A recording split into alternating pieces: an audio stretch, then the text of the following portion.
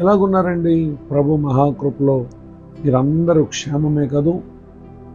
ప్రభువైన యేసు క్రీస్తు నామమున మీకు నా హృదయపూర్వక శుభాలు, వందనాలు తెలియజేస్తున్నాను. నేటిదిన వాక్య ధ్యానం కొరకు ప్రొవర్బ్స్ చాప్టర్ 10 వర్స్ 4, సామెతల గ్రంథం 10వ అధ్యాయం 4వ వచనం. బద్ధకముగా పనిచేయువాడు దరిద్రుడగును, శ్రద్ధ గలవాడు ఐశ్వర్యవంతుడగును. వాక్య ధ్యానం కొరకై ప్రార్థన. కృపగల మా తండ్రి, వందనాలు. నేడు చదవబడిన ఈ వాక్య భాగం ద్వారా మాతో మాట్లాడి బలపరచండి. యేసు క్రీస్తు నామములో ప్రార్థిస్తున్నాను తండ్రి, ఆమేన్. మానవ జీవితంలో అనేక మంది పలు విధములైనటువంటి బాధ్యతలతో కూడిన పనులు జరిగించేవారుగా ఉన్నారు. ఒక పనిని అందరూ చేయలేరు. ఒకే వ్యక్తి అనేక పనులను చేయలేడు. అయితే ఎవరికి నియమింపబడినటువంటి విధానంలో వారు నమ్మకంగా చేసే పని, అది చేసేవారికి, తమపై ఆధారపడినటువంటి వారికి ఎంతో ఆశీర్వాదకరంగా ఉంటుంది.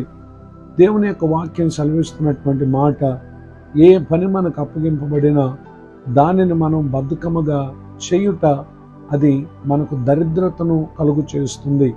అయితే శ్రద్ధ కలిగి పనిచేసేటటువంటి వారు ఐశ్వర్యవంతులు అవుతారు. అనగా దేవుడు వారికి కావలసిన సమస్తమును ఆయన అనుగ్రహించినటువంటి దేవుడిగా ఉన్నారు.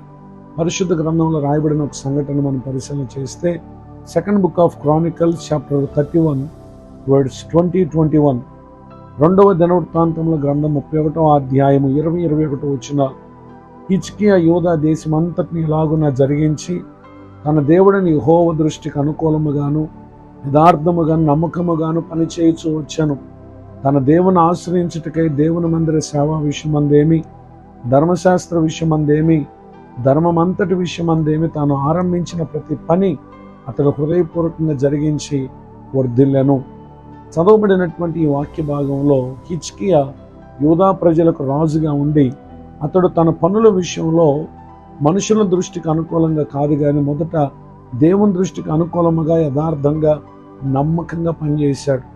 ఈ విధముగా చేసిన కారణము అతడు వర్ధిల్లటానికి కారణమైంది. ప్రజలందరూ తనను బట్టి సంతోషించడానికి కారణమైంది.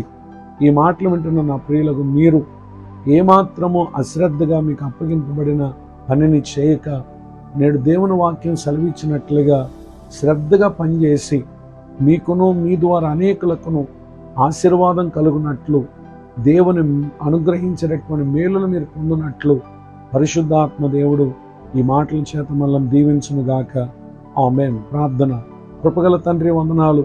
నేడు విన్న ఈ మాటల ద్వారా మా పనులలో మేము హిజ్కియా చేసినట్లుగా చేసి మీరిచ్చినటువంటి ఆశీర్వాదాన్ని పొందడానికి సహాయం చేయండి. నేడు పెళ్లి రోజు మరి పుట్టినరోజు జరుపుకునే ప్రియులను దీవించండి. పరిచయలో ప్రయాసపడుతున్న దైవ సేవకులను ఆశీర్వదించండి. ముందున్న దినములన్నిట మీరు అనుగ్రహించు ప్రతి విధమైన ఆశీర్వాదం పొంది మీ సాక్షులుగా మా ప్రియులు వర్ధిల్లటానికి సహాయం చేయమని యేసు క్రీస్తు నామములో ప్రార్థిస్తున్నాను తండ్రి, ఆమేన్. తండ్రి, కుమార, పరిశుద్ధాత్మ దేవుడితో నడిపించునుగాక. ఆమేన్. నేడు విన్న ఈ మాటలు మీకు ఆశీర్వాదకరంగా ఉంటే మీరు పొంది మేలు మాతో పంచుకునండి. మీ ప్రార్థన అవసరాలు తెలియపరచుటకు నా cell number 9959141897. God bless you. Have a blessed day. To me, Pastor William Booth.